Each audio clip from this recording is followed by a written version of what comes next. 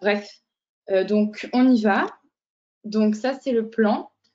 Alors, donc ouais, on va détailler tous les constituants du système endomembranaire et à la fin, on finira par les flux membranaires. Et donc en premier, on va commencer donc par les rappels. Alors, bon, j'ai marqué quels sont les constituants du système endomembranaire.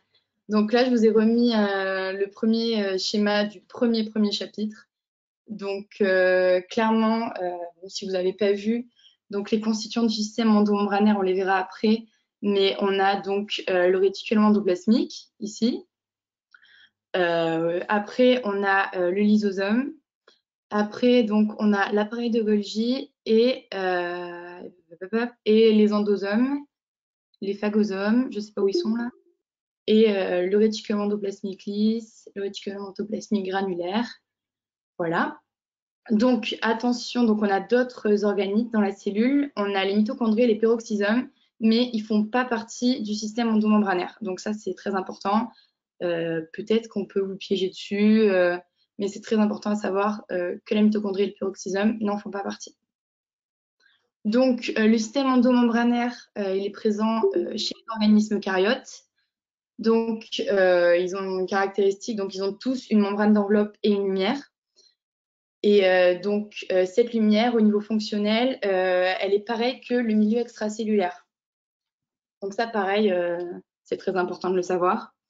Ensuite, donc, sur ce schéma, vous pouvez voir que le système endomembranaire va avoir des échanges avec le cytosol, la membrane plasmique, le milieu extracellulaire. Et aussi, il faut savoir voilà, que dans le système endomembranaire, on a différents types de protéines, donc des solubles, des transmembranaires, des périphériques, et que ben, si on a une protéine qui est soluble dans le système endomembranaire, elle se retrouvera donc, elle sera soluble dans les vésicules de transport et elle se retrouvera dans le milieu extracellulaire. Et voilà.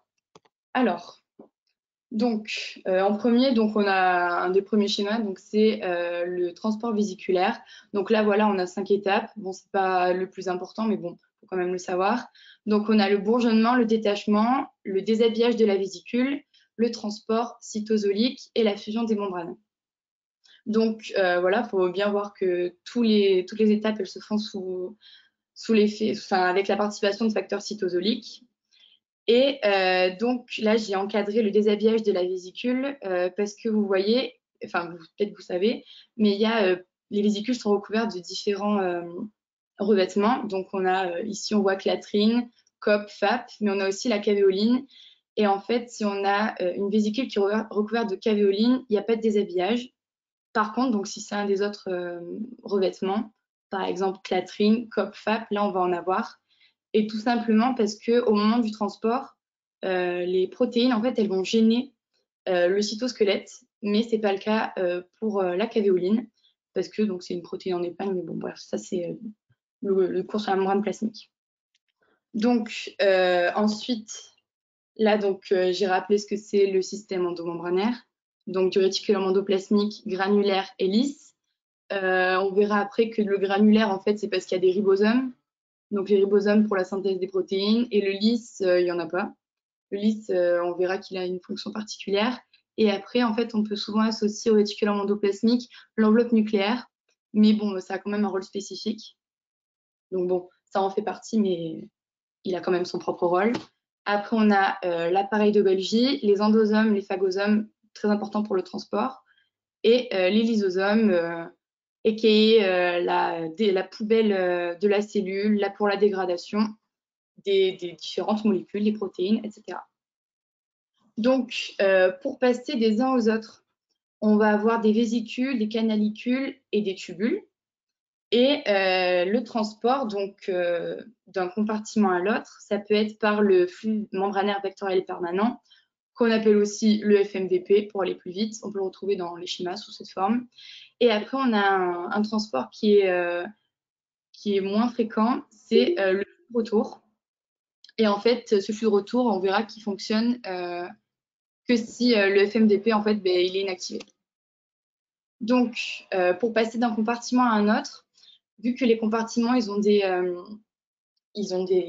compositions spécifiques, eh bien, on va avoir des signaux d'adressage de rétention à tel et tel compartiment.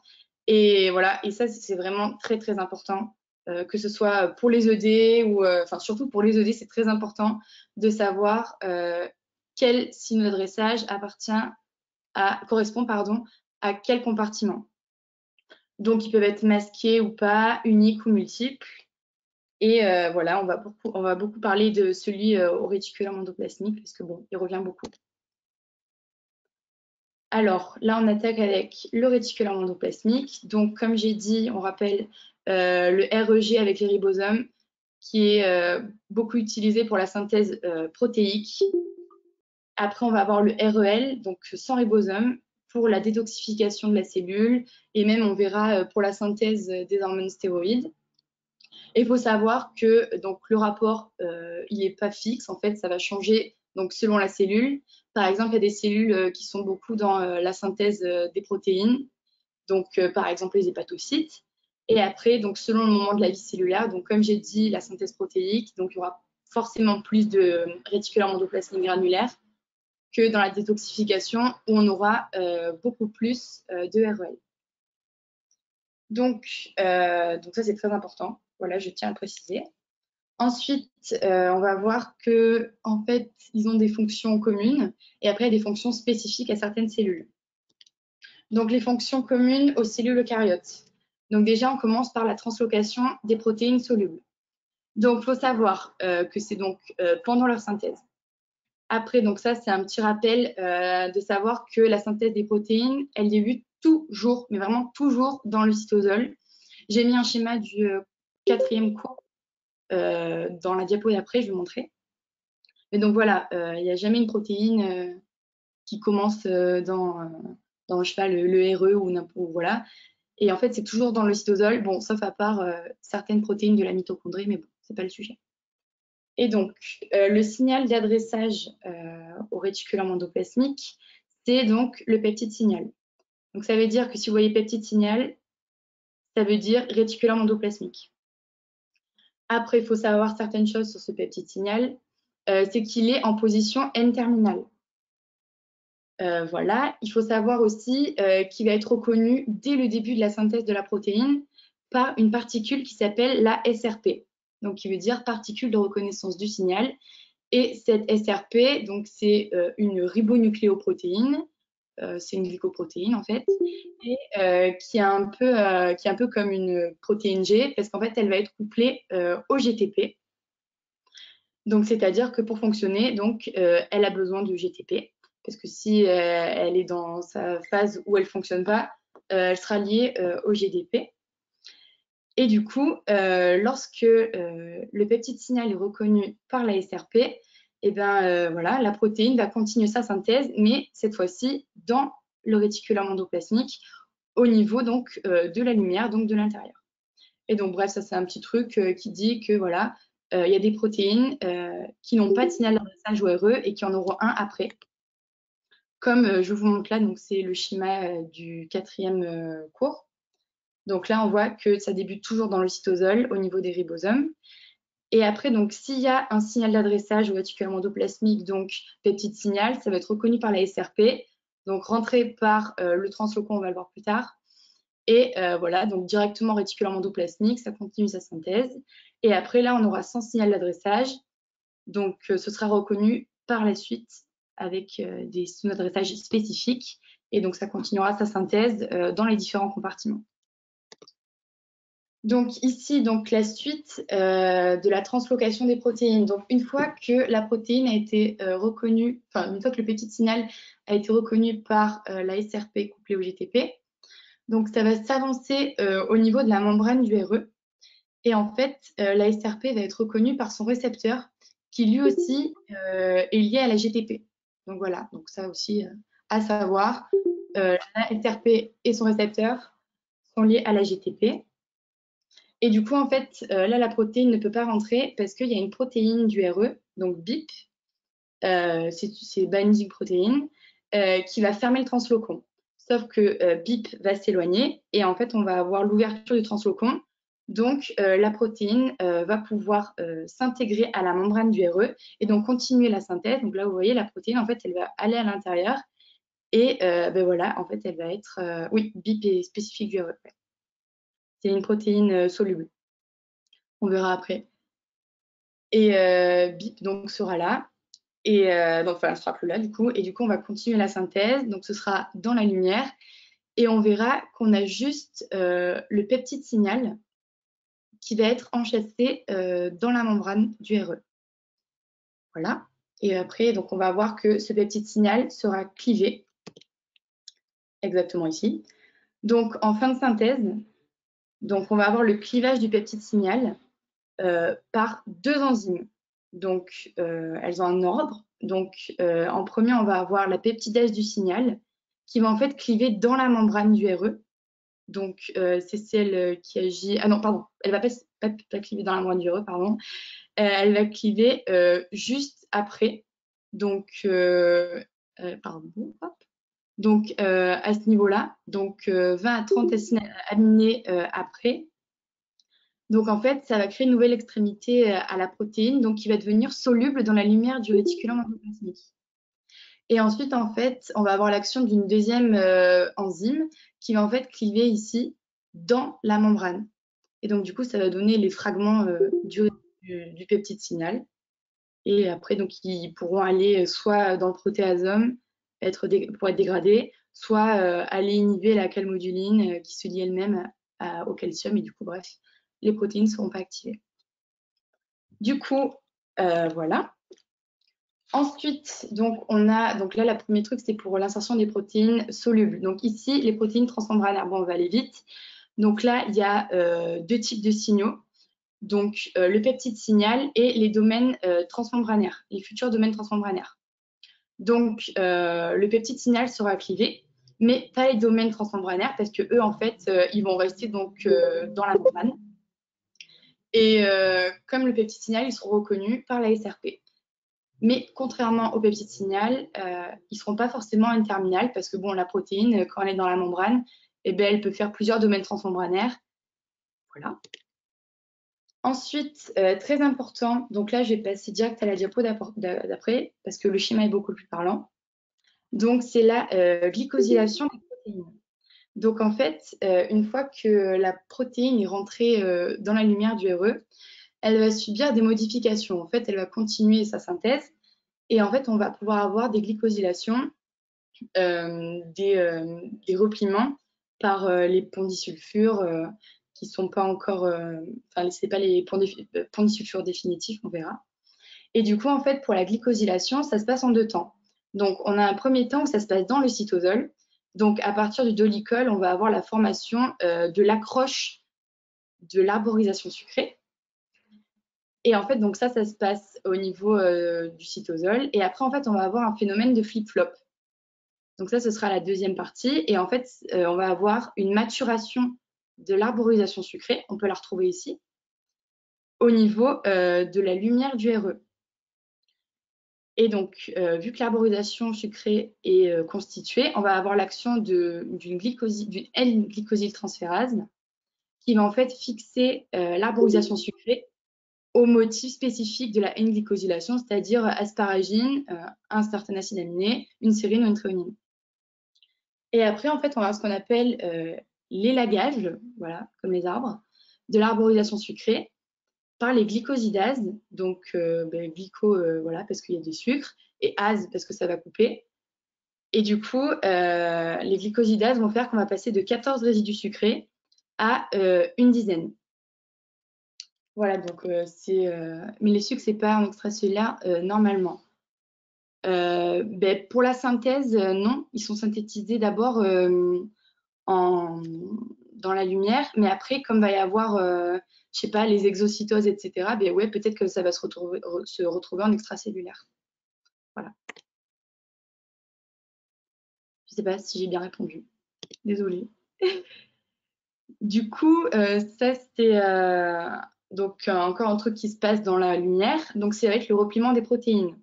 Donc, on va avoir ce qu'on appelle des chaperons, qui sont donc des petites protéines qui vont servir à modifier l'organisation des protéines, enfin des néoprotéines synthétisées. Donc, ici, on aura des protéines spécifiques. Donc, on aura la PDI, qui, elle, va vraiment servir à modifier les ponts disulfure. C'est-à-dire que quand ils arrivent dans la lumière du RE, ben, ils sont sous forme immature, donc au fil de l'eau. Sauf qu'après, donc, avec la protéine disulfurisomérase, ils vont être donc corrects. Donc, ce sera les bons, ils seront matures, définitifs, je dirais. Et après, on va avoir deux autres protéines qui sont la calnexine, donc qui, elle, est transmembranaire. Donc, il faut faire attention parce qu'il y a PDI et BIP qui sont solubles et calnexine qui est transmembranaire.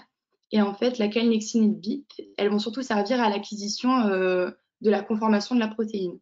Alors que voilà, PDI, c'est surtout pour les ponts disulfure. Et après, quelque chose d'important, donc voilà, c'est que ces trois protéines, elles vont fonctionner à base avec du calcium. Donc comme on peut voir là.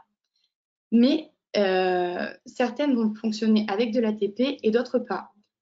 Donc moi, j'étais tombée dans un piège une fois. Et donc, PDI ne fonctionne pas avec de l'ATP, même si là, il y a marqué que ça a besoin d'ATP, ça n'en a pas besoin. Et en fait, donc l'ATP, vous voyez, il passe par des perméases et il va passer donc du cytosol à la lumière. Voilà. Je ne sais pas si je vais trop vite, je suis désolée. Mais c'est parce que le cours est tellement long. Donc, du coup, le repliement des protéines, PDI, BIP et la calnexine. Et faire bien attention que PDI n'utilise pas donc d'ATP. Hop. Ensuite, bon, ça, je l'ai mis, mais bon, voilà, c'est quand même intéressant de le savoir. C'est que le réticulum endoplasmique, il va avoir des signes, enfin, il va pouvoir envoyer des signaux au niveau du noyau ou du cytosol. C'est-à-dire que, par exemple, là, si on a une accumulation de protéines dans le cytosol, on va avoir du calcium qui va sortir et en fait, ça va aller activer des facteurs de régulation de la transcription qui vont aller au niveau du noyau de l'ADN et qui vont aller réguler la transcription des gènes cibles qui vont après aller réguler la synthèse des protéines.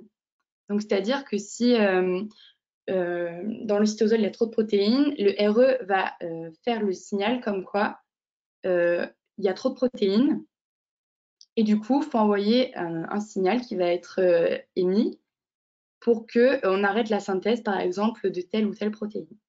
Et donc ici, comme je disais tout à l'heure, le fragment du peptide signal, là on le retrouve. Donc voilà, c'est ce que je vous disais tout à l'heure, les liens entre les schémas.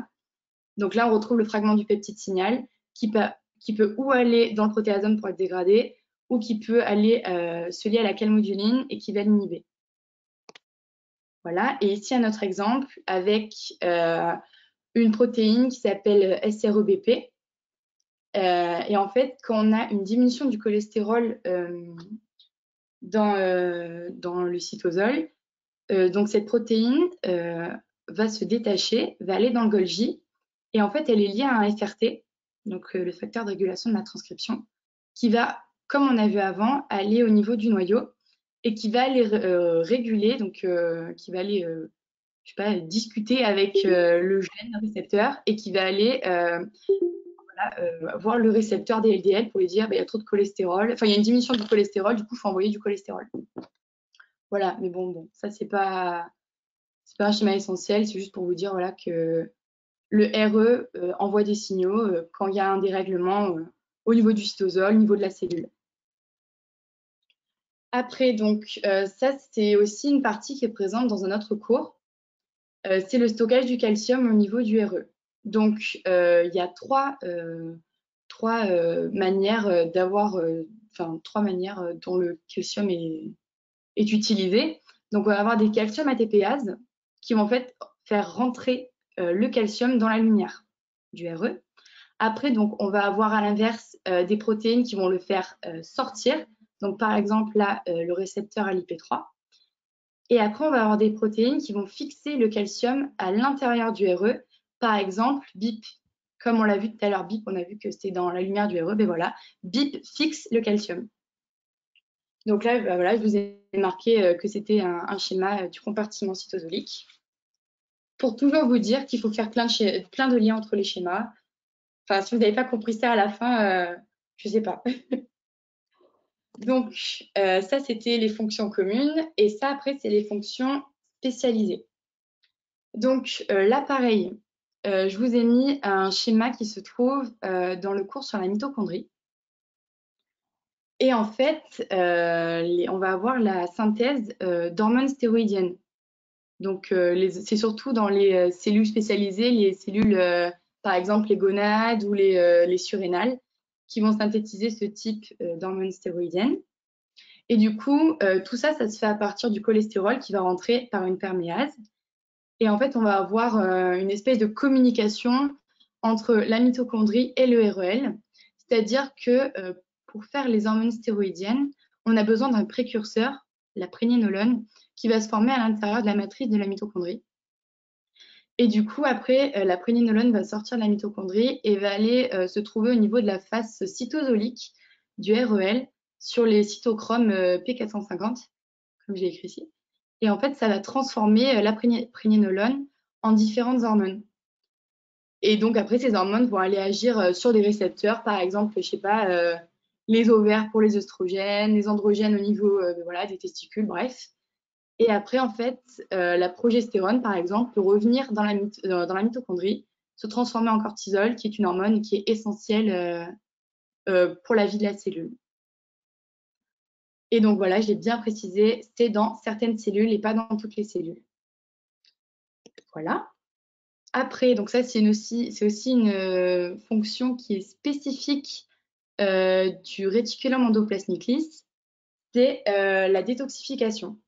Donc, par exemple, quand vous prenez un médicament ou qu'on absorbe un métabolite toxique, je sais pas, un poison, voilà, ou un médicament, ou une drogue peu hydrosoluble, par exemple, aussi un médicament, et bien en fait, pour qu'il soit éliminé par l'organisme, il faut qu'il soit sous forme hydrosoluble. Et donc pour ça, en fait, il va passer ou dans le REL ou à la surface de celui-ci. Et du coup, ça va être en 2 étapes à chaque fois. Donc une première étape d'hydroxylation pour ajouter en fait les OH que vous voyez, qui rendent les molécules beaucoup plus solubles. Et après, donc soit au niveau du cytosol, on va avoir une sulfatation qui va après directement sortir par des perméases au niveau de la membrane plasmique, ou alors on va avoir dans la lumière du REL une association avec de l'acide glycuronique. Donc c'est ce qu'on appelle une glycuronoconjugaison. Le nom est un peu barbare, mais franchement ça va. Et du coup, l'association ou sulfate avec l'OH ou acide glycuronique avec l'OH, ça va faire que ça donnera des dérivés hydrosolubles qui seront beaucoup plus facilement éliminables par l'organisme. Donc voilà, donc ça, les 2 fonctions que je vous ai présentées, donc c'est vraiment spécifique à certaines cellules et pas commune en fait. Donc voilà, je ne sais pas si je suis allée vite, je suis désolée parce que je ne sais pas si j'aurai le temps de tout dire. Dites-moi si je vais trop vite vraiment et si vous ne comprenez pas. Parce que là, du coup, on a fini le RE. Après, je vous le dis, il y a des sous-parties que je n'ai pas faites. Mais c'est parce que je trouvais que c'était pas vraiment les plus compliquées. C'est-à-dire que bon, c'est des parties que vous pouvez faire tout seul quand vous allez revoir le cours. Et vous pourrez toujours vraiment les faire à côté avec vos schémas vraiment sous les yeux. Et ça va passer tout seul, je vous le dis. Donc, pour résumer, sur le RE, vraiment tout ce qui est signaux d'adressage, donc le peptide signal, bien savoir où il se situe, savoir ce que ça fait quand il est reconnu par la SRP. Voilà, après, comme j'ai montré, le stockage du calcium, les modifications, la glycosylation ou le repliement au niveau de la lumière. Donc voilà, c'est vraiment des trucs importants. Et après, donc voilà, les fonctions communes, bon, ça, c'est pas ce qui tombe le plus souvent, mais bon, c'est toujours bon à savoir pour plus tard. Le NADPH vient de la mitochondrie. Là, je crois qu'on le voit à un moment je crois qu'on le voit à un moment dans un schéma de la mitochondrie. Après, te dire si c'est de la mitochondrie, je saurais pas là. On peut peut-être répondre après. Mais le cycle des pentoses, ouais, je crois qu'il est au niveau de la mitochondrie. Mais je suis pas sûre. Donc, je mets ça en suspens. Si tu as envie, genre, on répondra plus tard. Voilà. Donc, un des deuxièmes compartiments du système endomembranaire, c'est le Golgi. Et donc, dans le Golgi, voilà, on va avoir beaucoup de modifications des protéines. Donc, voilà, donc, dès que la protéine est sortie du RE, elle va aller dans le Golgi. Enfin, on verra plus tard avec le flux membranaire vectoriel et permanent. C'est l'ordre logique des choses. Ça fait RE, puis appareil de Golgi. Donc, l'appareil de Golgi se situe proche du noyau, donc c'est sa localisation, ou au niveau du centre cellulaire. Après, donc, vous voyez que ça forme, je sais pas, ou des pancakes ou des assiettes, comme vous voulez. Moi, ça me faisait penser à des pancakes. Et en gros, la pile, ça s'appelle les dictyosomes. Donc ça, c'est pour le petit nom. Et en fait, c'est formé de plusieurs sacules.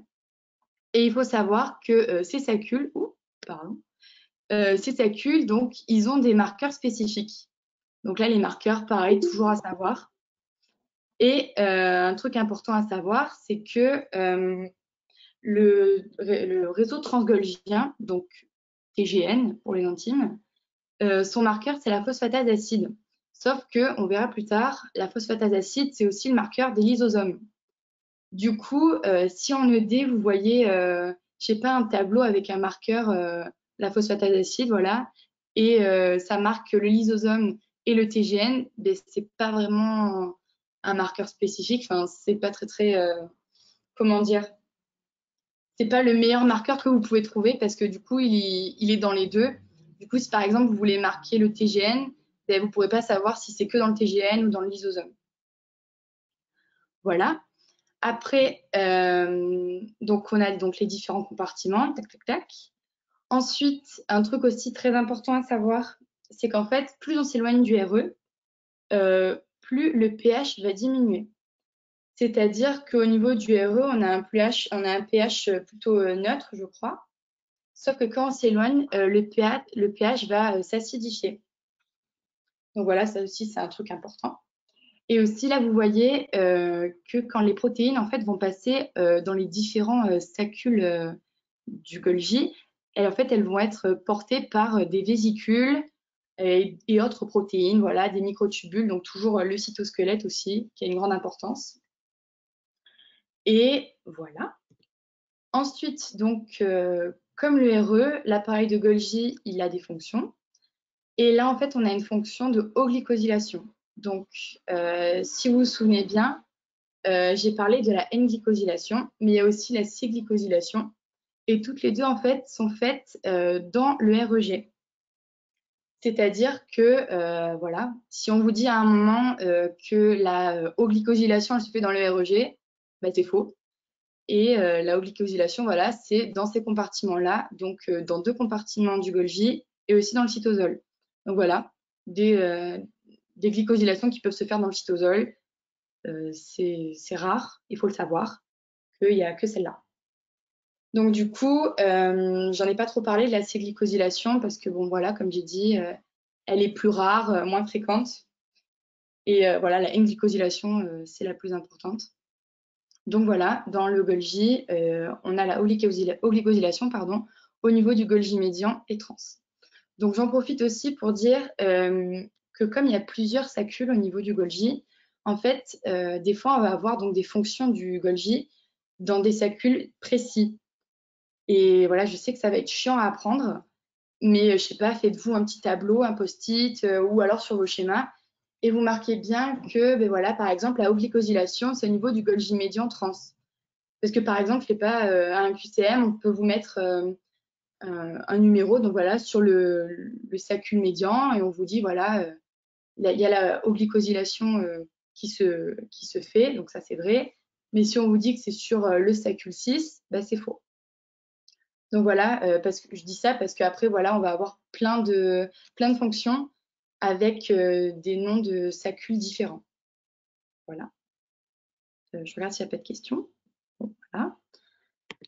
Donc là, on les a mis les unes après les autres. Donc parce que dans ce schéma, donc vous voyez qu'on va avoir sur une modification de l'arborisation sucrée, une sulfatation, une synthèse de sphingolipides. Donc voilà, sphingolipides et lipides liés à une sphingosine. Ça, je sais pas, vous verrez ça, je crois, quand vous ferez le cours sur les lipides. Et du coup, vraiment, on va avoir tout un processus, toujours dans le but de rendre la protéine, je sais pas, dans sa conformation optimale, avec voilà, une sulfatation ou pas, des sphingolipides ou pas. Du coup, là, voilà, donc j'énumère, pardon, donc modification de l'arborisation sucrée, synthèse de sphingolipides, mais attention sur le feuillet luminal, c'est-à-dire à l'intérieur des saccules du Golgi. Après, on va avoir un clivage des protéines, c'est-à-dire ou au niveau des citernes proximales, donc sacule 6, début du médian, ou au niveau des distales, donc le sacule trans ou le TGN, et ça va se faire à des pH différents. Donc voilà, je vous dis, hein, là c'est le cours que j'avais lu, mais vraiment le cours en fait, il est écrit sur les schémas. C'est mieux d'ailleurs. Et du coup, voilà, ce sera des clivages à des pH différents dans des compartiments différents. Et après, donc, un stockage du calcium, comme on a vu dans le RE, voilà, les compartiments du système endomembranaire peuvent stocker du calcium. Et voilà, c'est quand même très important de savoir qui stocke le calcium, qui ne le stocke pas. Et après, donc voilà, participation à la constitution de la vacuole autophagique, ça on le verra après. La vacuole autophagique qui va permettre donc, comme son nom l'indique, l'autophagogie, c'est-à-dire la dégradation par la cellule de ces composés. Du coup, après, donc je vous ai parlé du TGN, donc le réseau transgolgien, qui en fait va être donc une interface de tri et de sortie. Donc, on peut voir déjà que là, donc, on a des protéases et on a la phosphatase acide, toujours. On n'oublie pas, je rappelle, qui est un marqueur du réseau transgolgien, qui est aussi un marqueur commun avec le lysosome. Et en fait, là, on peut voir qu'on va avoir une ATPase à protons. Donc, voilà, toujours pour dire que il n'y a rien qui sort comme ça. Tout a une certaine logique. Voilà, donc là, on a une ATPase à protons et ça va faire rentrer des protons. Je ne sais pas si vous vous souvenez des cours du E3 du deuxième quad. Je sais peut-être que je pioche dans vos souvenirs, mais en gros, plus on a de protons, plus c'est acide. Et comme je vous ai dit, le pH diminue du RE vers le Golgi trans, le TGN. Du coup, ATPase H+, c'est ce que j'ai dit, les ATPases à protons. Ensuite, on va avoir donc des ATPases à cuivre, donc pour faire rentrer du cuivre. Voilà, des protéases transmembranaires ici, ou solubles, voilà, et membranaires. Membranaires comme, je sais pas, là, je crois qu'elles ne sont pas représentées, je crois, sur le schéma. Mais voilà, donc ça, toujours important de le savoir, qu'on a différents types de protéases qui peuvent être enchâssées ou non dans la membrane. Ensuite, ce qu'il faut savoir, c'est que au niveau du TGN, on va avoir le bourgeonnement de vésicules ou de tubules avec des revêtements différents. Donc, ici, on va avoir le revêtement aquatomère. Ici, on va avoir la clatrine et ici, FAP, FAPP, comme vous voulez. Ici aussi, acavéoline. Donc, il y a un tableau après qui résume à peu près ce qu'il y a dans le schéma d'avant. C'est-à-dire qu'en fait, donc on a ces trois revêtements. Et ici, en fait, donc on voit que la clatrine va avoir besoin de dynamine. Donc ça, toujours, c'est un truc qu'on retrouve dans un des premiers schémas, dans un des premiers cours, pardon, de biologie cellulaire, la dynamine, donc qui va servir à faire bourgeonner la vésicule recouverte de clatrine. Ensuite, comme je vous ai dit tout à l'heure, c'est le deuxième schéma que je vous ai montré, je crois, on va avoir un déshabillage. Par exemple, si on va avoir un transport d'une vésicule, un déshabillage des vésicules recouvertes de clatrine et de FAPP. Donc voilà, comme je vous ai dit, toujours, parce que si la vésicule est recouverte de ces revêtements, le cytosquelette ne peut pas y avoir accès, du coup, ben, on n'aura pas de transport. Et toujours la cavéole. Donc la cavéole, c'est un peu genre, ça va de sens que c'est recouvert de cavéoline. Donc comme j'ai dit, la cavéoline, pas de déshabillage nécessaire. Et ensuite, donc l'adressage aux différents compartiments ou par exemple à la membrane plasmique, le milieu extracellulaire, les lysosomes. Après, donc pareil, le FAPP au niveau de la membrane plasmique, milieu extracellulaire. Et après, la cavéole, ça, c'est une partie que j'ai sautée au niveau du RE, je crois. Parce qu'en fait, la cavéole, voilà, elle va aller au niveau des radolipidiques qui sont en fait constitués de différents lipides, voilà, au niveau de la membrane plasmique. Et du coup, je reviens dans la diapo d'avant parce que vous allez voir qu'ici, en fait, les différents revêtements, ils vont correspondre à une certaine sécrétion. On va avoir la sécrétion régulée ou la sécrétion constitutive. Et du coup, la sécrétion constitutive, eh ben, c'est le renouvellement en fait de la cellule, c'est-à-dire, je sais pas, pour refaire pour remettre à jour les protéines de la membrane. Et bien voilà, ça va passer par des vésicules recouvertes de FAP ou de cavéoline. Et après, une autre sécrétion régulée, qui celle-là va être sous l'influence d'un signal, par exemple l'augmentation du calcium intracellulaire, ou j'en passe, enfin ça pareil, c'est dans un autre cours. Ça va être avec la clatrine. Donc là, comme vous voyez, sous l'action d'un signal qui peut être extracellulaire ou non. Et donc après, on va avoir une exocytose. Voilà.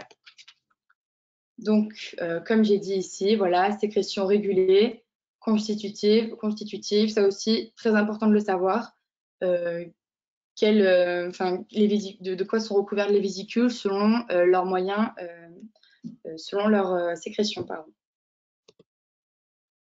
Du coup, comme je vous ai montré sur le grand schéma là, avant, on va avoir des vésicules recouvertes de coatomères. Ici, donc, elle s'appelle COP1, mais c'est des vésicules à coatomères. Donc, à partir du TGN ou du Golgi trans. Et en fait, ça va être des vésicules de retour. Donc, ça, c'est un des moyens, un des flux membranaires. C'est le retour, par exemple, pour les protéines qui ne sont pas adressées, qui sont anormales, pardon, ou tout simplement qui doivent revenir vers le RE ou vers le Golgi 6, le Golgi médian. Et en fait, ces vésicules recouvertes de coatomères COP1, elles peuvent être inhibées, donc inactivées, voilà, par la bréfialdine A, qui est issue d'un champignon, voilà, c'est une drogue, qui va donc avoir pour action d'inhiber le bourgeonnement de ces vésicules qui vont aller donc vers ces compartiments-là et vers le RE. Et après, plus tard, vraiment plus tard à la fin, on va voir que la bréfialdine A aura une action sur une protéine G monomérique. Voilà.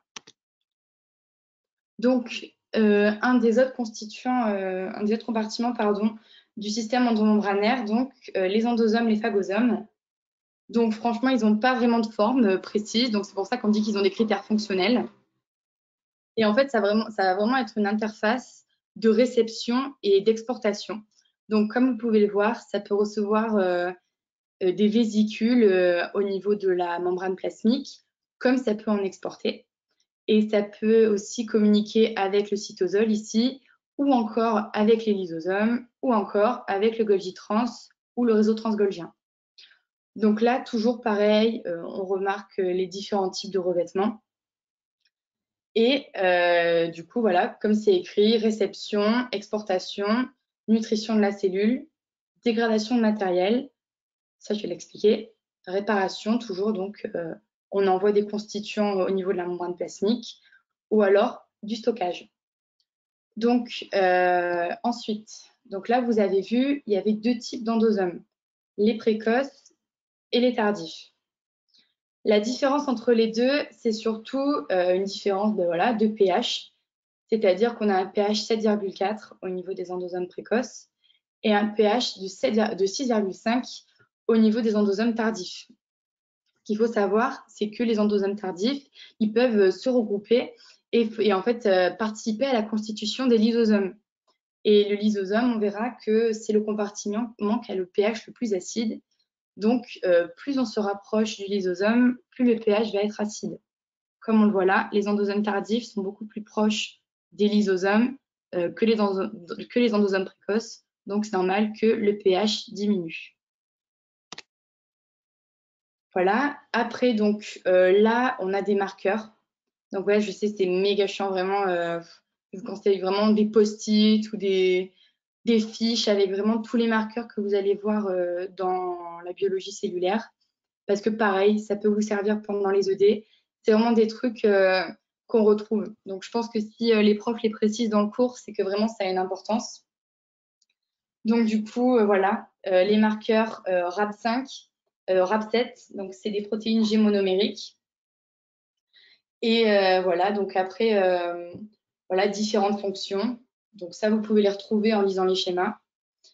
Et voilà, des exosomes, des hydrolases, des pompes H+ ATPase, toujours en fait pour diminuer le pH, pour que ce soit pour que le lysosome en fait puisse fonctionner, parce que si on verra plus tard, si le lysosome n'a pas un pH acide, on ne va pas pouvoir avoir de dégradation des protéines en métabolites de base. Voilà.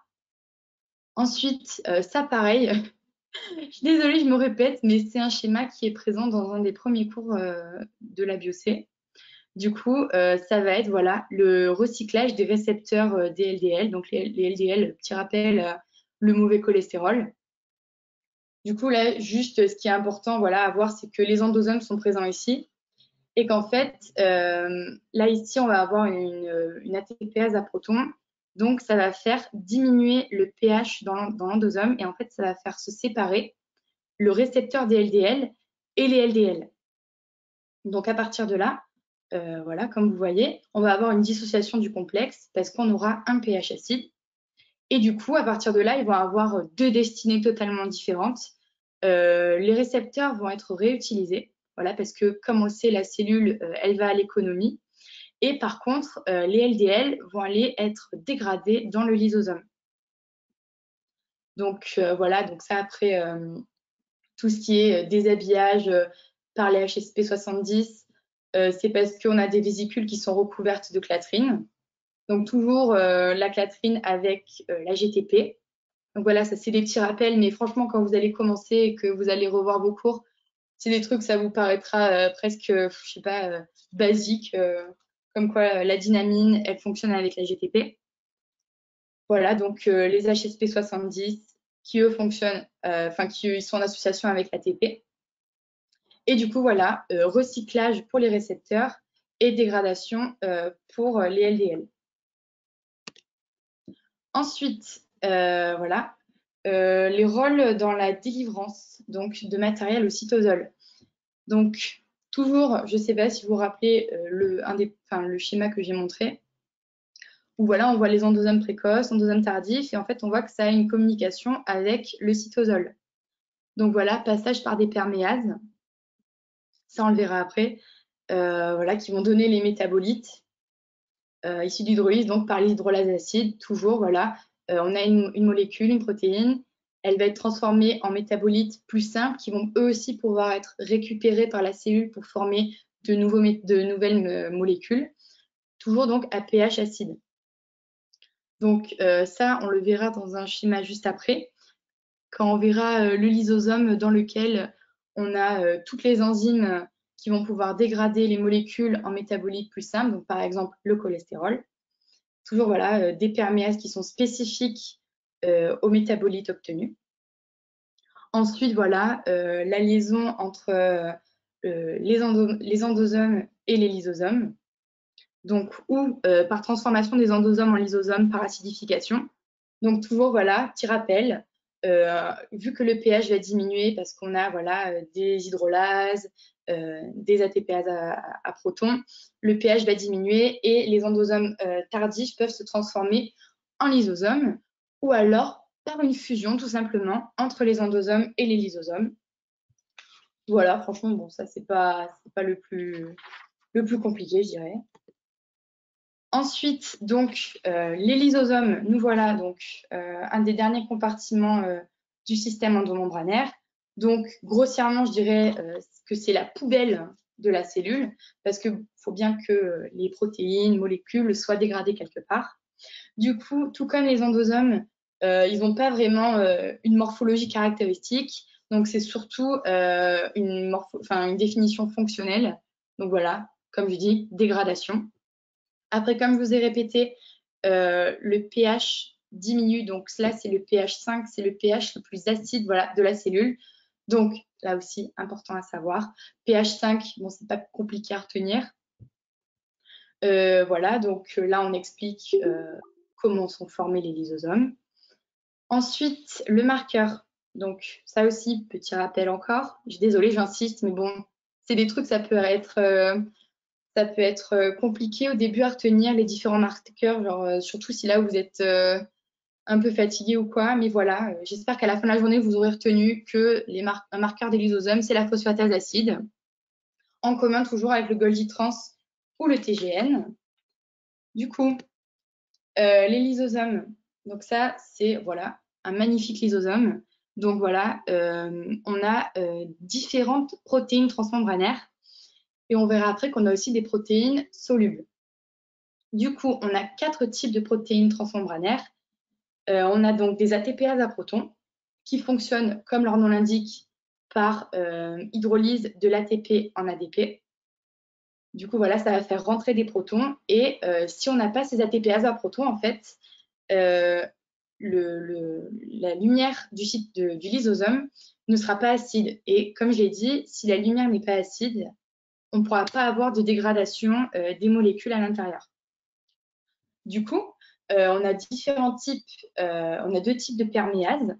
Attention, les perméases qui permettent l'entrée des molécules à dégrader, ce n'est pas les mêmes que les perméases qui font sortir les métabolites dégradés.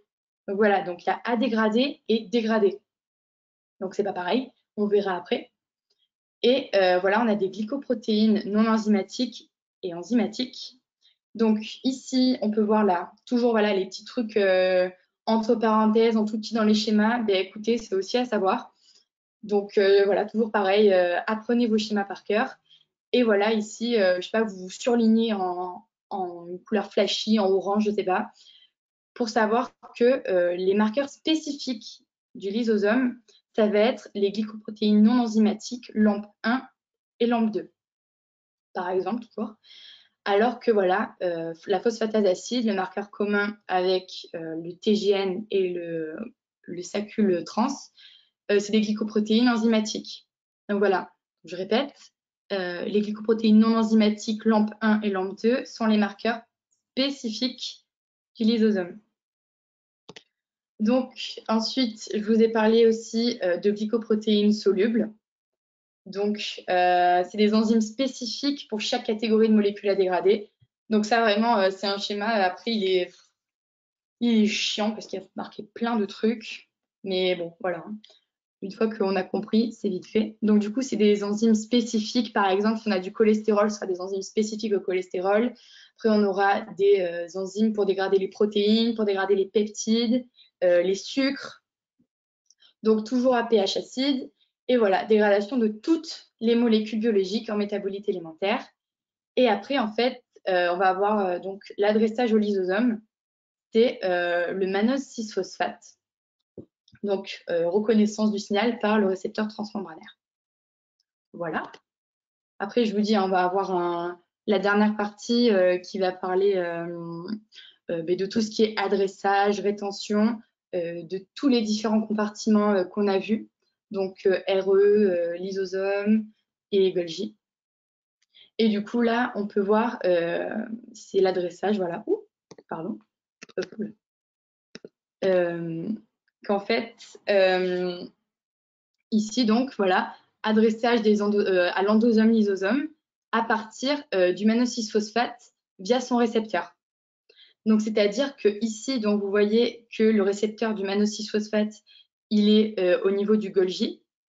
Et en fait, on va avoir donc une vésicule qui va donc voilà, se faire transporter et elle va atterrir donc dans l'endosome tardif ou le lysosome, donc toujours à un pH plutôt acide. Et du coup, en fait, cet adressage, il n'est pas 100% efficace. Ça veut dire que des fois, on peut avoir des erreurs. Et du coup, en fait, la cellule elle est maligne. Et du coup, si on a un adressage incorrect, on va avoir une exocytose au niveau de la membrane plasmique. Et en fait, il y a des phosphatases acides là qui sont portées par les récepteurs. Et en fait, ces phosphatases acides, ces hydrolases, je crois, vont être portés par de nouveaux récepteurs qui vont eux aussi être endocytés, puis adressés par la suite aux endosomes lysosomes. Du coup, voilà, ça va, ça, j'espère. Et voilà, et après, donc, adressage correct, c'est-à-dire qu'il n'y a pas de souci, ça reconnaît l'endosome, le lysosome, et du coup, ça va aller donc, dans l'endosome, le lysosome, il va y avoir une dissociation et un recyclage des récepteurs, parce que voilà, toujours, la cellule est économe. Voilà. Hop. Ensuite, donc, ça, c'est, on va arriver dans la partie, tout ce qui est plus membranaire, et communication et tout ça. Enfin, pas communication, je dis des bêtises. Et du coup, alors, les 4 voies d'entrée des matériaux à dégrader. Donc ça, pareil, c'est important. Ça, c'était un schéma qui était tombé dans une annale.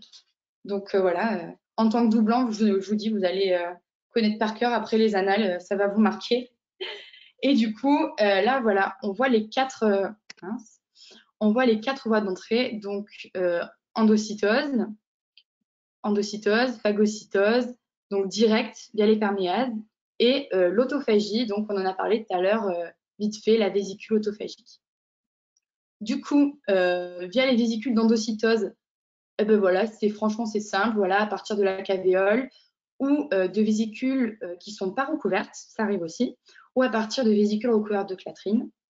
Donc voilà, après, tout dépend le revêtement des habillages ou non. Après, adressage, voilà, au niveau des endosomes ou au niveau du RE, du Golgi. Et en fait, vraiment, on va avoir une communication entre tous ces compartiments pour ensuite arriver au point central qui est le lysosome. Et dans ce lysosome, voilà, on peut avoir une entrée directement, je sais pas, de molécules du cytosol, comme c'est écrit, directement dans la lumière du lysosome par des perméases LAMP de A.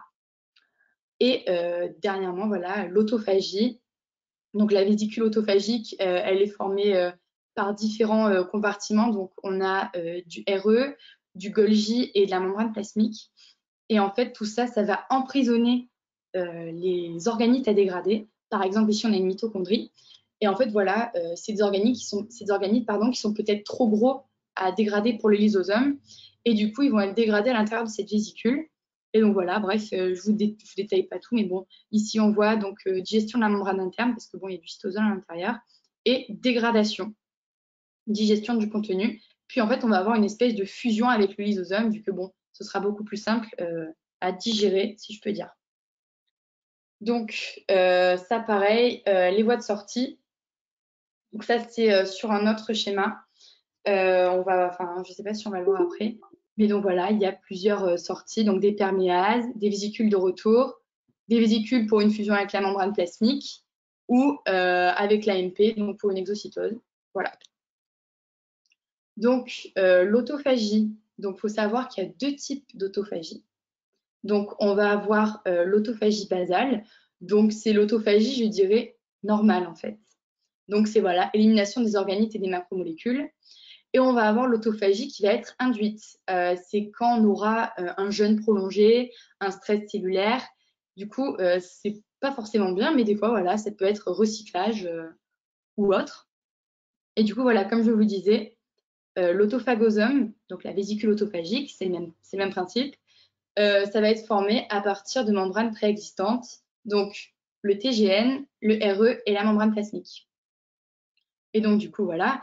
Et comme tous les autres, ils ont des marqueurs spécifiques encore. Donc là, c'est LC3, 1 et 2.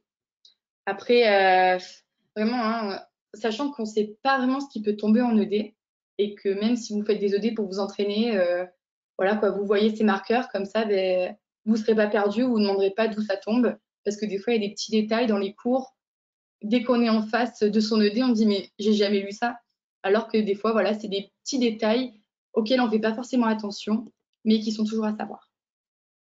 Et du coup, là, c'est la vue du lysosome avec toutes les enzymes spécifiques pour chaque molécule à dégrader. Donc, c'est ce que je vous disais tout à l'heure. Les protéines ont des protéases. Donc, toujours en sachant que les différentes enzymes, là que je vous montre, c'est des glycoprotéines qui sont solubles. Donc voilà, elles vont avoir une action spécifique sur des molécules à dégrader spécifiques. Et donc du coup, elles rentrent ici et elles peuvent sortir par, voilà, comme on voit, c'est des perméases avec des motifs différents parce qu'elles sont différentes et par exemple, les monosaccharides ne sortent pas par les perméases qui font sortir les nucléosides. Du coup, voilà, recyclage des métabolites pour la nutrition cellulaire ou alors pour refaire des molécules. Voilà. Et toujours, bien sûr, la présence de ces fameuses ATPases à protons pour acidifier la lumière du lysosome. Sans cette acidification, le lysosome ne fonctionne pas. Du coup, le devenir du lysosome, ça peut être aussi par une phagocytose frustrée. En gros, quand il est pas au bout de sa vie, je dirais, mais quand il sent qu'il va partir, en fait, on va avoir ce qu'on appelle des phagocytes professionnels qui sont donc les macrophages et les dérivés des polynucléaires. Donc, c'est des cellules qui sont polynucléées, voilà, qui vont en fait faire des exocytoses d'un contenu enzymatique, donc qui vient du lysosome. Et donc ça, c'est au niveau ou du tissu osseux ou du tissu cartilagineux. Et en fait, ça sert par exemple au niveau du tissu osseux à faire le remodelage osseux. Donc toujours pareil, si vous avez des petits restes d'histologie de l'année dernière, le prof en a vachement parlé, je trouve. Ou alors c'est dans mes souvenirs. Mais voilà, il en a parlé. Et du coup, le remodelage osseux, donc voilà, les ostéoclastes ou chondroclastes au niveau du cartilage. Du coup, les vésicules à coatomère. Parce que bon, la vésicule, elle devient pas recouverte de coatomère comme ça. En fait, on va toujours avoir un compartiment donneur et un compartiment receveur. Et du coup, pour arriver à ce compartiment receveur, eh bien, il faut que une vésicule bourgeonne de la part du compartiment donneur. Et du coup, voilà, elle va se faire recouvrir de COP, coatomère, voilà. Et du coup, voilà, elle va être totalement entourée.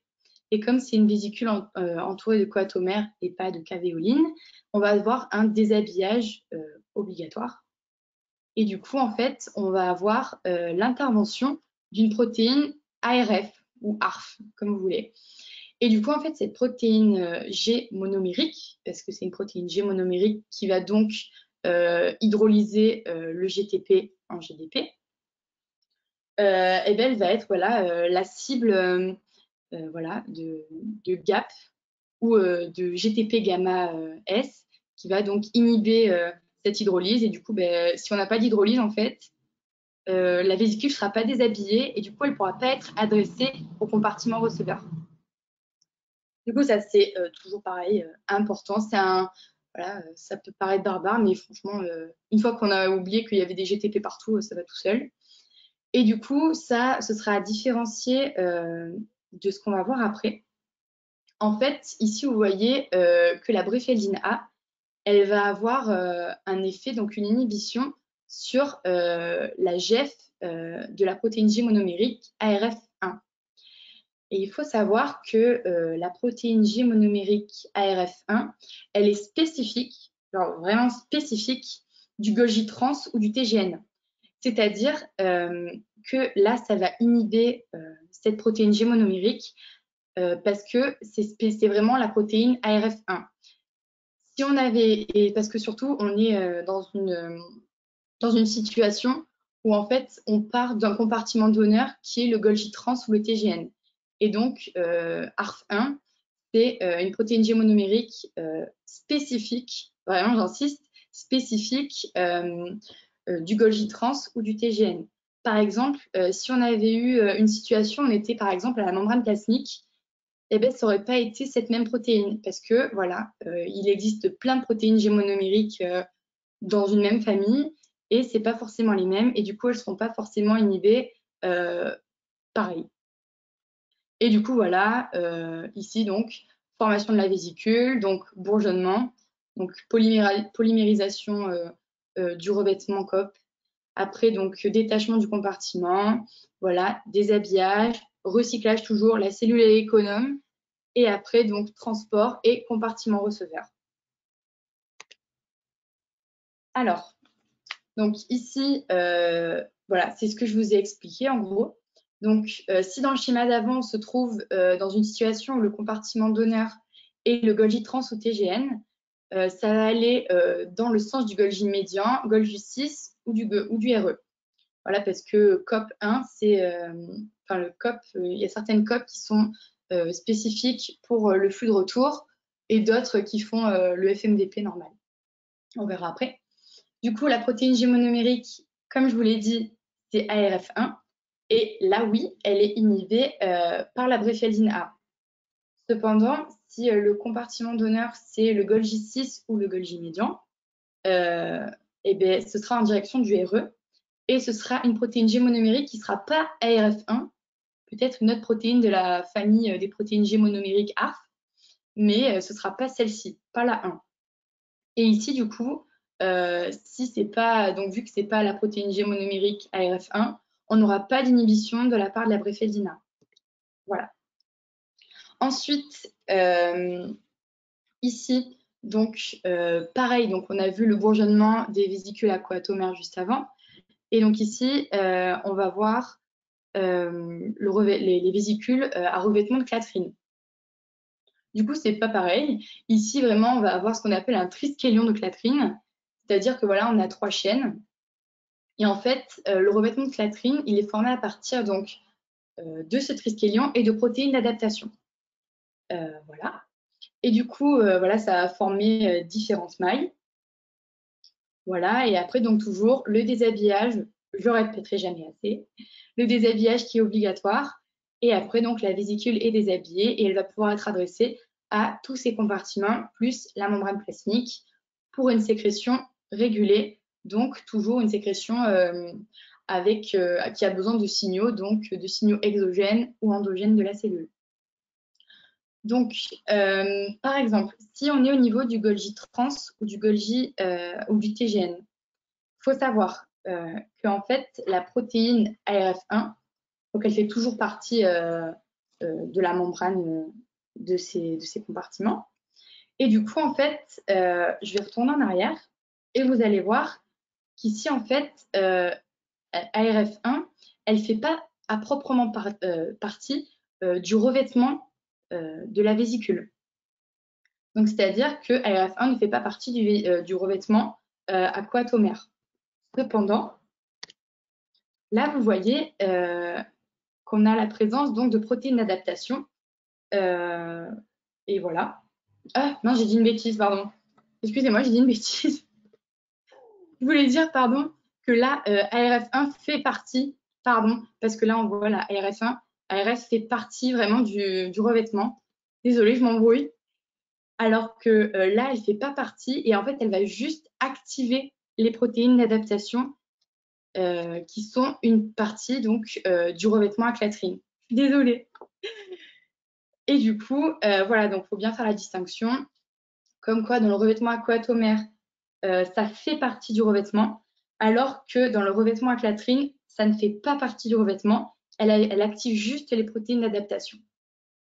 Voilà, mais même si elle ne fait pas partie là, à proprement parler du revêtement, elle est indispensable parce que sans elle, ben, on ne peut pas activer les protéines d'adaptation. Voilà. Donc, toujours pareil, si on est au niveau du Golgi trans TGN, donc ça, c'est les différents compartiments receveurs. Voilà, bref, endosome, lysosome, MP. Donc, si on est au niveau du Golgi trans, on aura aussi la présence de ARF1, qui là aussi ici, comme pour le revêtement aquatomère, sera ciblé donc par la bréféaldine A. Alors que si par exemple on est au niveau de la MP, on n'aura pas voilà, cette protéine G monomérique et donc pas d'inhibition de la part de la bréféaldine A. Donc écoutez, je suis allée vite. Enfin, je ne sais pas si je suis allée vite, si vous voulez souffler ou pas avant de passer à la dernière partie. Après, si vous voulez, on pourra reparler. Je ne sais pas si vous n'avez pas compris une partie ou pas, parce que là, c'est la dernière partie. Après, on aura les QCM. Donc, Dites-moi, est-ce que ça va ou est-ce que ça va pas? Avant qu'on passe à la dernière partie. Ça va, merci. Ok, donc les flux membranaires, donc les signaux d'adressage et de rétention. Donc, ça va pas être pareil si on a une glycoprotéine transmembranaire que si on a une glycoprotéine soluble. C'est-à-dire que si on a une glycoprotéine transmembranaire, donc comme on voit ici, on aura ou un signal d'adressage au niveau du premier segment transmembranaire, ou alors au niveau du domaine cytosolique. Donc, c'est-à-dire que voilà, un seul signal d'adressage donc dans la séquence peptidique. Voilà. Alors que si on est au niveau de glycoprotéines solubles, là c'est différent, vraiment j'insiste parce que ça je ne comprenais pas du tout. Après peut-être que, je sais pas, c'est évident pour tout le monde, mais pour moi ça ne l'était pas. Et du coup, en fait, dans le cas des glycoprotéines solubles, donc qui sont dans la lumière et qui vont se retrouver ou dans le milieu extracellulaire ou liées à la membrane plasmique parce qu'elles seront liées à des protéines périphériques, voilà, ou à des protéines insérées dans la membrane plasmique, voilà. Bref, elles ont donc un premier signal d'adressage qui est dans la séquence peptidique ou alors, vraiment, ou alors, dans l'arborisation sucrée. Donc ça, c'est le premier signal d'adressage. Et après, donc, deuxième signal d'adressage, donc le récepteur transmembranaire. Parce qu'à un moment, peut-être qu'elle va vouloir se lier, donc voilà, à la protéine, enfin son récepteur transmembranaire. Et du coup, ce sera le signal d'adressage, donc cytosolique ou transmembranaire, au niveau de ce récepteur. Donc toujours pareil, les petits trucs là, les petites légendes, donc l'isosome, donc pour le mannose 6-phosphate et le RE avec BIP ou PDI, voilà, à savoir parce que faut savoir que c'est des glycoprotéines solubles et il faut savoir voilà leur moyen d'adressage. Donc, on va passer maintenant aux signaux d'adressage et de rétention spécifiques à chacun des compartiments. Donc, en ce qui concerne le réticulum endoplasmique, on va avoir deux types de signes d'adressage selon si la protéine est cytosolique ou si elle est transmembranaire. Si elle est soluble, pardon, parce que je dis cytosolique, c'est la fatigue. Donc, si elle est soluble, ça va être en C-terminal. Donc, vraiment, à la toute fin de la protéine, on va avoir le signal CADEL. Donc, CADEL, c'est pour les acides aminés correspondants. Donc, ce sera le signal d'adressage des protéines solubles du RE. Et du coup, comme vous voyez, c'est écrit ici, ou ici, ça va être reconnu par un récepteur golgien. Donc, en gros, quand on va avoir notre protéine qui sera au niveau du RE, qu'elle va aller passer dans le Golgi, elle sera reconnue au niveau du Golgi, donc par un récepteur qu'on va voir après, qui est transmembranaire, et qui va donc reconnaître voilà, ce signal d'adressage. Ensuite, pour les transmembranaires, c'est pas vraiment en C-terminal, donc vous voyez, il reste, c'est au niveau de l'extrémité C-terminale. Donc, ça va être la séquence KKXX. Donc, K, c'est pour la lysine. Donc, voilà, lysine, lysine et deux autres acides aminés. Voilà. Et en fait, ça, c'est pour voilà, les vésicules de retour au Golgi qui vont intéresser. Donc, reconnaissance par copain. Voilà. Donc, vraiment, c'est pas la même reconnaissance. Et voilà, le signal d'adressage n'est pas le même qu'on se retrouve avec une glycoprotéine soluble ou une glycoprotéine transmembranaire. Donc, ça, pareil. Quand j'étais primante, j'avais eu un magnifique ED sur ça. Je me souviens une fois en écurie et je ne savais même pas ce que c'était parce que voilà, on le lit vite alors que c'est très important. Du coup, là, on a vu les signaux d'adressage de rétention pour le RE et du coup, on a aussi pour le Golgi et pour les lysosomes. Du coup, pour le Golgi, donc, on a un complexe donc, qui va se former parce que voilà, on a 3 citernes. Et après, donc pour les glycoprotéines, ce sera dans le premier segment transmembranaire. Voilà, tout simplement. Et pour les lysosomes, comme ça a été dit là dans un des autres schémas, pour les protéines solubles, ce sera le mannose 6-phosphate ou son récepteur. Et pour les transmembranaires, ce sera le signal dans le domaine cytosolique. Je vais refaire un retour en arrière pour vous montrer de quel schéma je parle. Donc, c'était ce schéma-là, où on voit donc que pour les glycoprotéines solubles, c'est au niveau du mannose-6-phosphate ou de son récepteur.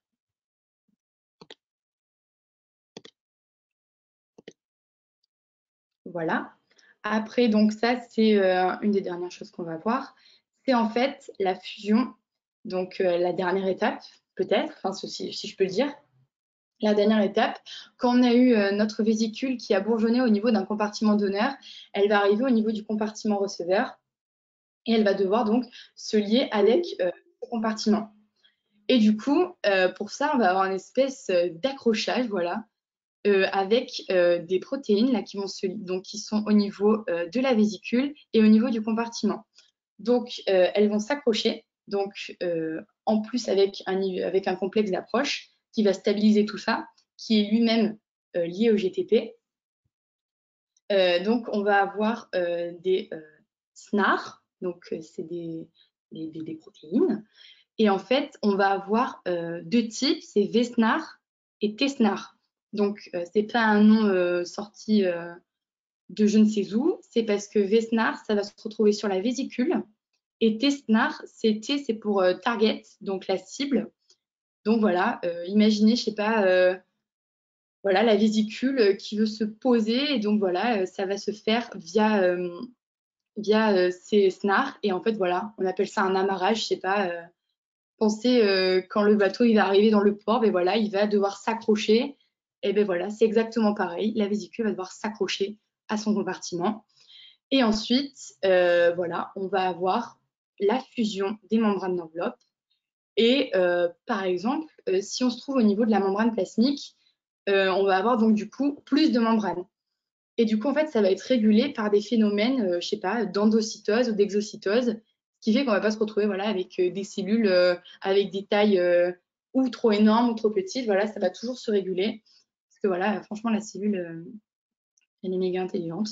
Et je finirai par dire donc que ça doit se faire en présence de calcium qui peut venir de la membrane plasmique.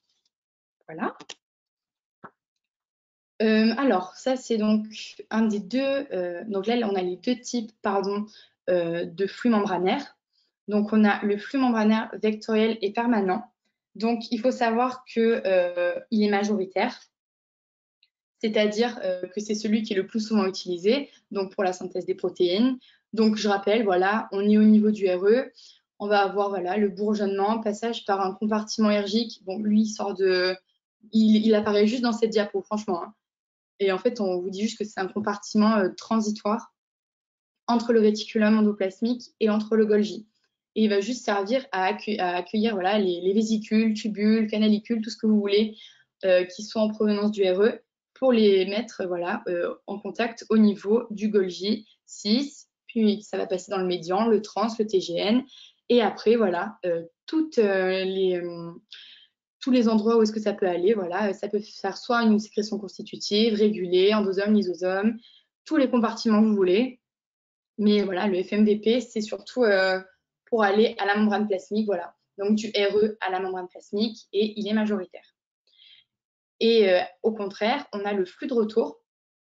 Donc le flux de retour, comme c'est écrit, il est minoritaire. Et en fait, voilà, il fonctionne seulement, vraiment seulement, quand le flux membranaire vectoriel est permanent, il est bloqué. Sinon, il reste masqué, c'est-à-dire que ou on ne le voit pas parce qu'il est minoritaire, ou alors peut-être qu'il n'existe pas. Enfin, je pense qu'il existe, mais il faut savoir là qu'il est minoritaire et qu'on peut vraiment le voir que quand le FMDP est bloqué. Donc, pour ce blocage, voilà, on va utiliser toujours notre bréphéline A qui est toujours là.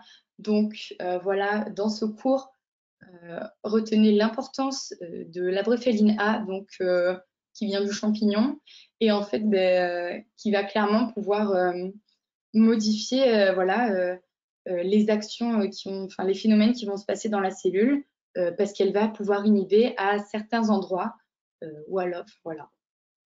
Du coup, on va avoir une inhibition. Donc, ça va être compliqué parce qu'il faut revenir dans la diapo d'après.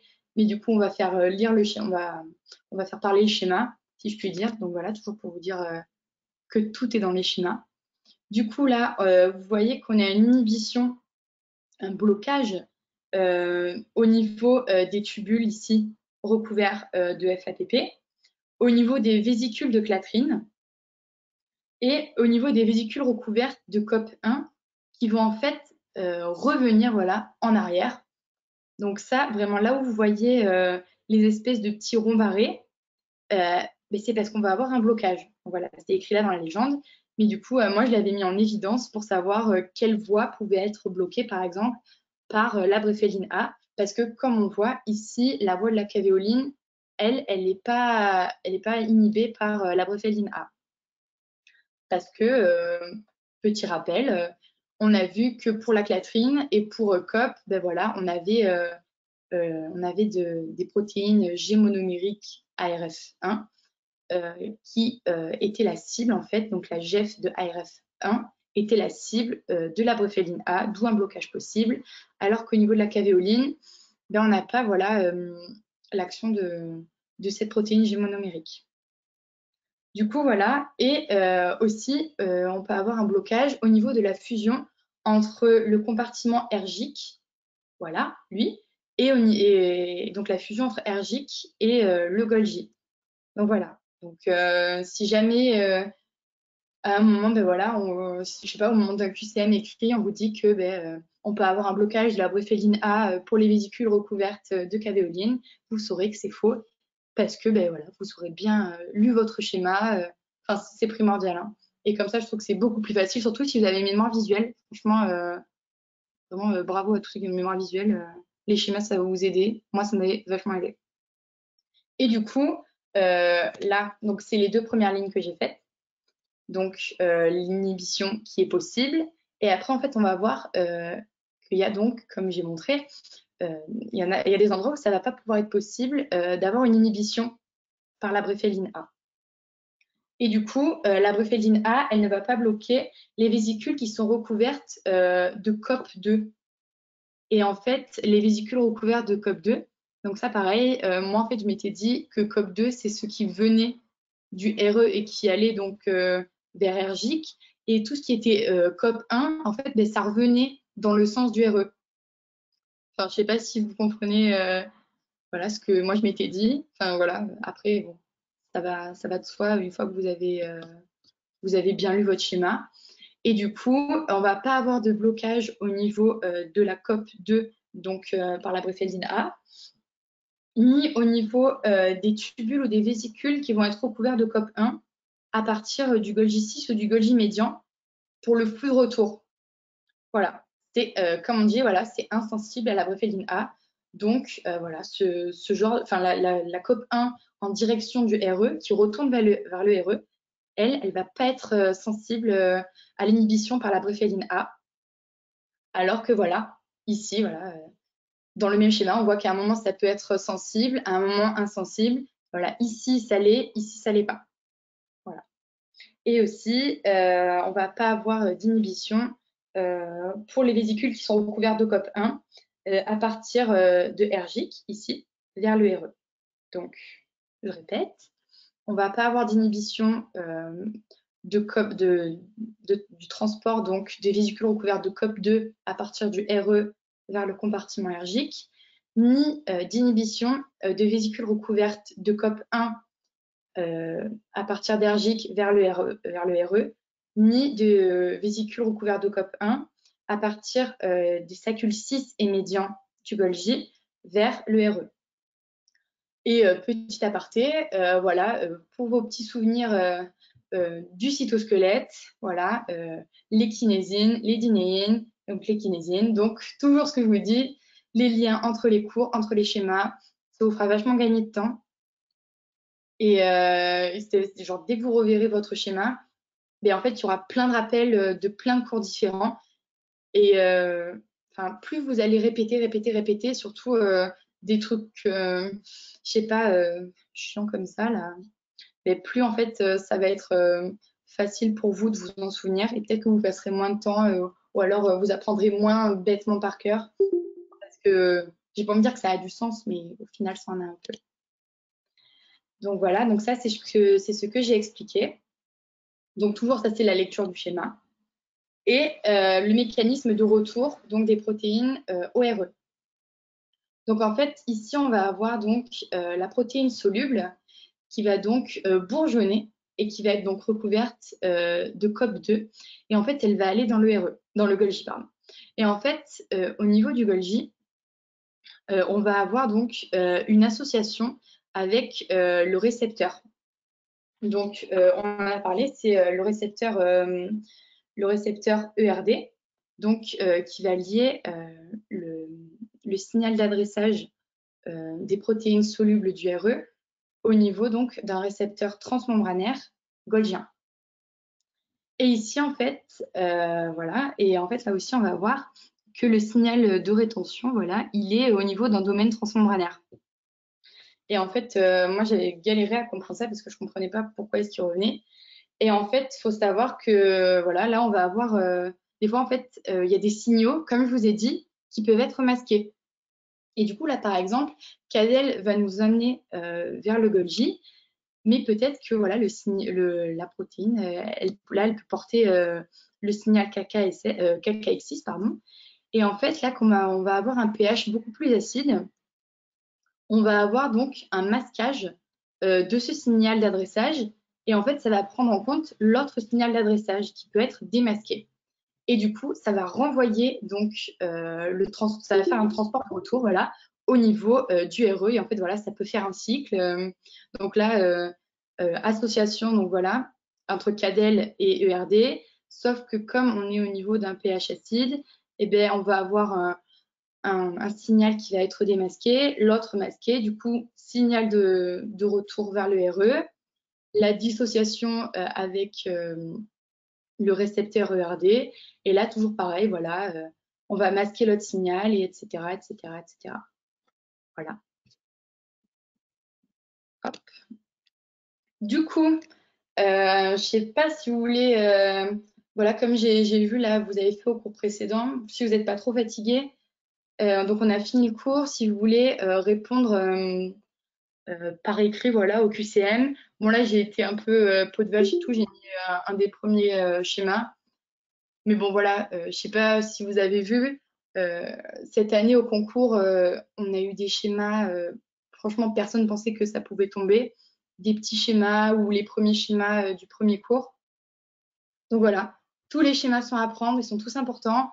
Et notamment celui-là, franchement, c'est une mine de QCM incroyable. Donc du coup, on peut le lire ensemble. Donc le premier QCM, donc 1, donc ici, appartient au système endomembranaire. Donc voilà. 2, ici, possède une membrane d'enveloppe. 3 est un site de dégradation des protéines. 1 et 4 peuvent stocker le calcium. Et 5, voilà, est associé au réticulum endoplasmique. Est-ce que ça vous dit de répondre ou alors on le fait ensemble, comme vous voulez?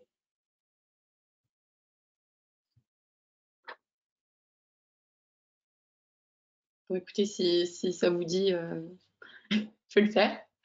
Alors, bon, ici, donc, hop, pardon. Donc, là, vous ne vous souvenez plus, donc je vais le corriger là. Donc, 1 appartient au système endomembranaire. Donc, voilà, souvenez-vous de la tête qu'a le réticulum endoplasmique granulaire, donc à bien différencier du lisse. Donc, sur le granulaire, donc sous forme de vésicule, de canalicule, voilà, il a une forme un peu spéciale. Donc, il a des espèces de petites boules qui, en fait, sont les ribosomes. On en a parlé au tout début. Et donc, oui, il appartient au système endomembranaire. Donc, 2, voilà, on la reconnaît, c'est la mitochondrie. Elle possède une membrane d'enveloppe. 2, c'est la mitochondrie, donc elle n'appartient pas au système endomembranaire. Donc, ce n'est pas une membrane d'enveloppe qu'elle a. Ensemble. Mince. Bon, écoute, on fera le prochain ensemble. Là, c'était le QCM un peu récapitulatif, facile et tout. Hein. Et du coup, 3 est un site de dégradation des protéines. Est-ce que vous le reconnaissez ou pas? Donc, avec ces différents compartiments, c'est bien sûr notre Golgi. Donc, du coup, le Golgi, non, c'est pas un site de dégradation des protéines. La D1 et 4 stockent le calcium, c'est du réticulum, donc oui. Et 5, donc 5 autour du noyau, c'est l'enveloppe nucléaire. Et donc oui, elle est associée au RE. Voilà. Si jamais, je crois que vous aurez les diapos à votre disposition, voilà. Si vous voulez les refaire, après, voilà, vous aurez vachement le temps de vous entraîner, mais n'hésitez pas vraiment à vous entraîner sur les schémas. Ou même, je sais pas, si vous avez un groupe de quoi, n'hésitez pas à vous poser des questions vraiment sur les schémas. Si vous les avez vierges, le thème les fournit en tout cas. Du coup, là, donc c'est un schéma qui était tombé en anal. Pardon. Donc du coup, comme vous voulez, les enregistrements, ouais, on pourra y avoir accès. Sauf si quelqu'un veut pas, je sais pas. Du coup, donc la fusion de 3 et 5. Donc, hop, hop, pour donner le compartiment 2. Donc, 1 nécessite un déshabillage pour son transport dans le cytosol. 8, ici, est le compartiment le plus acide de la cellule. 7, le compartiment 7 pourrait participer à la dégradation des organites de la cellule. 6, la membrane interne subit un phénomène de dégradation basique. Bon, après, peut-être que c'est des QCM un peu pointus, je dirais, parce que bon, il est 17h30, vous êtes fait des cours vachement compliqués. Donc écoutez, je comprends si vous n'avez pas toute la lumière et tout ça, ne vous inquiétez pas. Du coup, on va passer à la correction, sauf s'il y en a qui souhaitent répondre, enfin, qui souhaitent marquer dans le chat, comme vous voulez.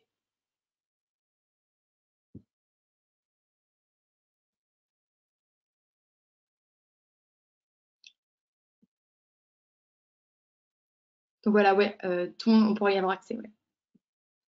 Sur YouTube, mettez en vitesse 1,5, ça va passer vite. Du coup, correction. Donc, je sais pas si, j'espère que vous avez eu le temps de répondre. Donc, la fusion, donc, c'était de 1 et 3. 3 et 5, pardon. Donc, 3 et 5. Donc, ça pourrait former un endosome primitif qui pourra donc former ensuite donc, un MVB. Et en fait, je ne vous ai peut-être pas dit, mais MVB, c'est l'autre nom de l'endosome tardif. Et en fait, MVB, c'est multivésiculaire body. Et en fait, c'est parce que, je ne sais pas si vous l'avez vu, dans l'endosome tardif, il y a plein de petits trous. Voilà, donc c'est parce qu'il y a plein de vésicules qui sont à l'intérieur. Du coup, 2, donc 2, c'est une cavéole. Parce que, par contre, excusez-moi, ça touche. Non, ça n'a pas changé là. Non, ça va. Donc 2, c'est une cavéole, donc pas besoin de déshabillage pour son transport.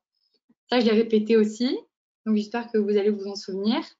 8, c'est le lysosome. Donc toujours pH 5. Voilà, marqueur spécifique, lampe 1, lampe 2. Voilà, comme vous voulez, je vous fais des petits rappels. 7, c'est un autophagosome. Donc oui, on va pouvoir dégrader les organites, les molécules.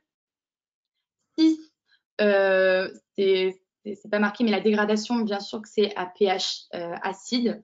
Donc c'est pas basique, c'est acide, parce que sinon, bah, ça va pas se dégrader. Est-ce que ça va? J'espère que ça va. Je prends votre silence pour un oui. Du coup, encore un QCM.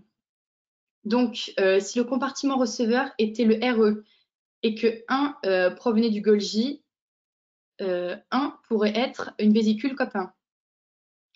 4 est une protéine nécessitant de l'ATP pour fonctionner. 2 pourrait être glycosylé. 5 et 6 sont respectivement VSNAR et TSNAR. 3 correspond à l'hydrolyse du GDP en GTP.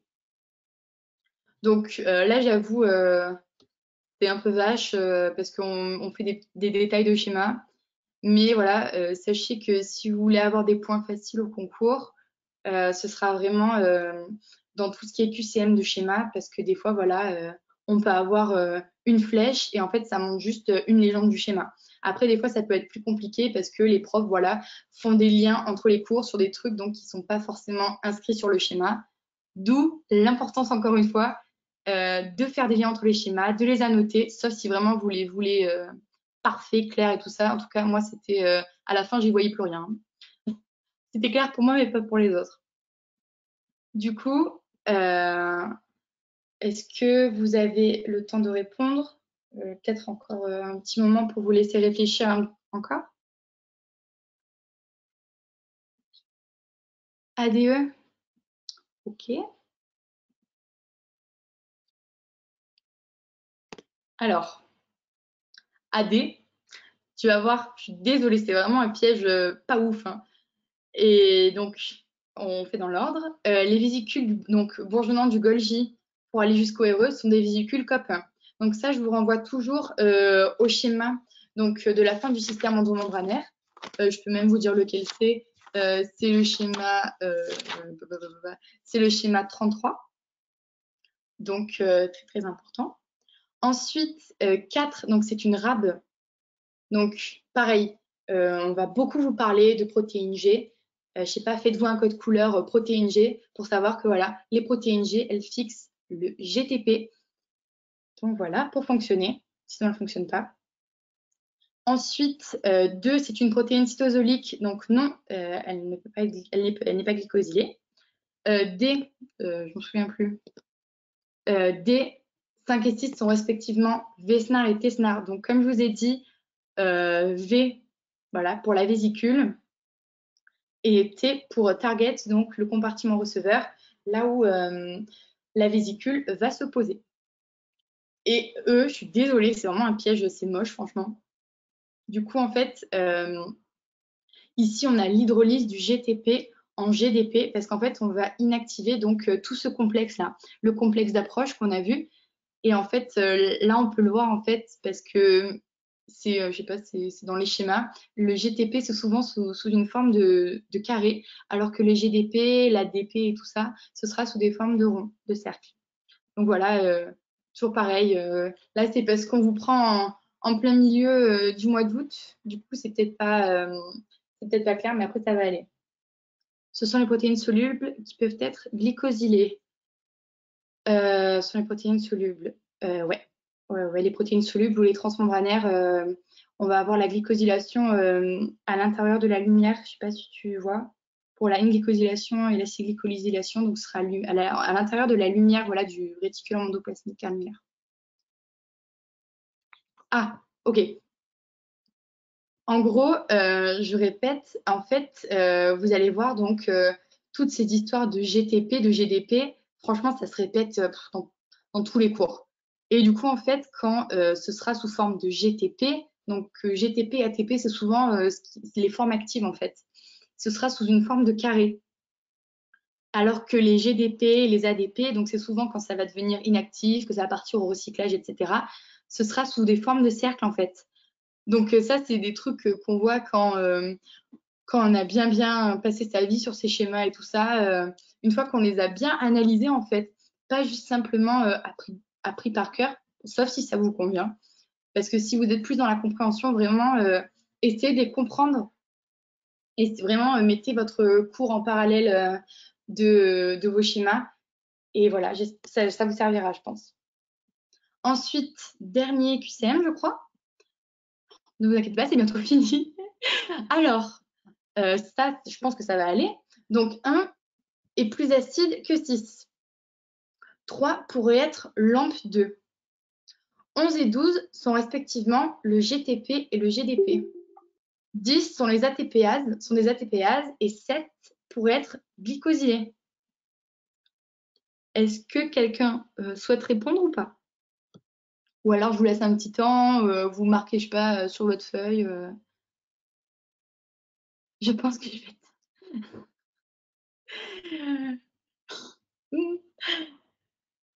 Bref. Ouais, franchement, mais ça, c'est des astuces de doublante, hein. Enfin, je vous dis ça parce que j'étais doublante, hein. Donc, vous inquiétez pas, comme vous, j'étais paumée là, à la pré-rentrée. Enfin, je suis sûre que vous n'êtes pas paumée, vous, mais moi, je l'étais. Et voilà, c'est en doublante que j'ai compris comment bien bosser ma biocelle. Et ça m'a vachement aidé. Donc, du coup, je vous ai laissé une petite minute. Après, voilà quoi, bon, quand vous aurez peut-être la tête reposée, ça sera peut-être plus facile pour vous. Du coup, donc là, on a le pH du cytosol. Donc le pH du cytosol, c'est aux alentours donc, de 7. Donc, vous savez très bien que le lysosome, c'est le compartiment le plus acide. Du coup, bien sûr que non. Le pH donc, du cytosol, donc Pourquoi est-ce que ça dit que c'est plus acide? Alors, c'est totalement faux, hein, bien sûr, parce que 1 est plus acide que 6. Bien sûr que non, il est plus basique. Petite erreur, on va le corriger. Donc, la lumière du lysosome est plus acide, pH 5, que la lumière du cytosol, pH 7,2. Donc là, voilà, ne faites pas attention à la correction. Si vous l'analyserez, c'est loi de Mills fausse, donc elle est bien fausse, mais la correction n'est pas exacte. Du coup, voilà, donc petit rappel, donc aussi les pH, voilà, donc du cytosol, franchement, c'est un petit basique. Donc voilà, vous allez le voir 2-3 fois, après ça viendra tout seul. Le pH du lysosome, vous retenez, c'est le plus acide. Ensuite, on avait dit 3, donc on avait dit pour être LAMP 2. Donc ici, en fait, on a les glycoprotéines enzymatiques. Donc non, en fait. Voilà, donc c'est pas vrai. Parce qu'en fait, LAMP 2 et LAMP 1, ce sont des glycoprotéines non enzymatiques. À ne pas confondre avec la phosphatase acide. Donc toujours pareil, quand vous entendez les ASE à la fin des enzymes, ben voilà, vous savez que c'est une enzyme. C'est bête ce que je dis, mais en gros, genre, si ici vous savez que c'est les lampes et ici vous savez que c'est la phosphatase, ben voilà, là elles sont non enzymatiques et là elles sont enzymatiques. Voilà. Ensuite, 11 et 12, on avait marqué que c'était donc. Pardon. Ah, ben oui, il y a encore un schéma. Il y a encore un QCM.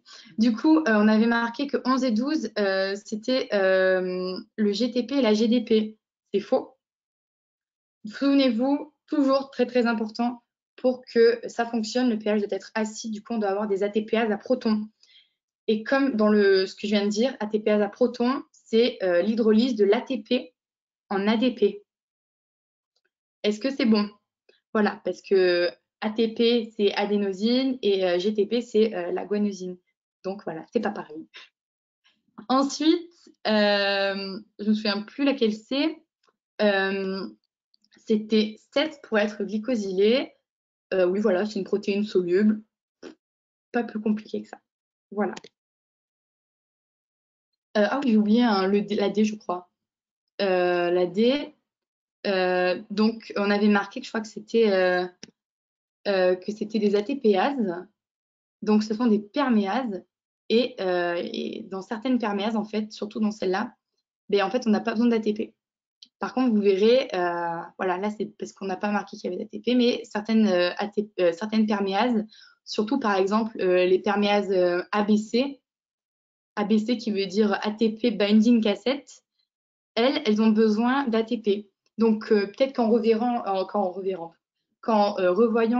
le diapo, vous verrez dans le schéma là où on a parlé de la mitochondrie là, et des hormones stéroïdiennes. En fait, les hormones stéroïdiennes, elles vont être exocitées, enfin, elles vont passer par des perméases de type ABC. Donc là, dans ce cas-là, on aura besoin d'ATP, mais pas dans celle-là.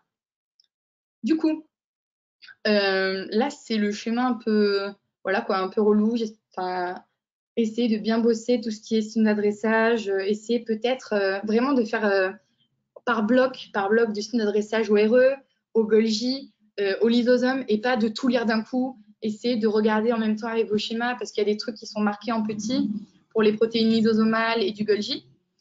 Du coup, donc 1 pour être une chaîne de résidus sucrés. 2 pour être une protéine adressée au lysosome. 3 pour être une protéine adressée au RE. 3 pour être une protéine adressée au Golgi. Et 4 est une protéine qui a été synthétisée totalement dans le cytosol.